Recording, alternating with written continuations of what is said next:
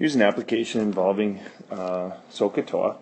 So you'll notice in this video that instead of having an angle that is readily available on our sheet, now we have an angle that is not on the sheet. So what do we do for these? Well, now we're going to have to use our calculator, but we can still use SOHCAHTOA.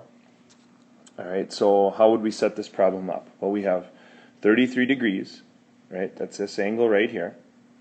We're looking for the opposite side, and we have the hypotenuse. Anytime we have 3 or 2 of any of these groups of 3, we can use that function to find the third letter or the third angle. So, for instance, in this one we have sine and an angle. We're looking for the opposite. We don't have we have the hypotenuse. So we can use the sine function. Right? We can't use the cosine function yet because we don't know anything about the a, and we don't need to find that for this particular problem yet. And also same thing with the tangent. Tangent, opposite, adjacent. Well, we don't have either of the opposite or the adjacent, so we'd have 2 unknowns there. So we're going to use sine.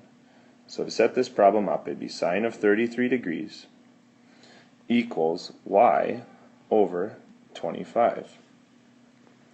Alright, now this is this problem should look pretty similar to a lot of the problems you had in algebra.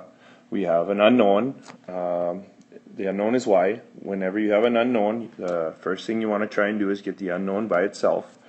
So what we're going to do is multiply both sides by 25. And if you do that, you get 25 times sine of 33. Make sure your mode is in degrees because this is a degree angle.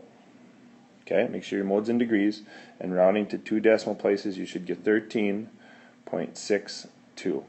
So y would equal 13.62 for this right triangle. Alright, hope this helps.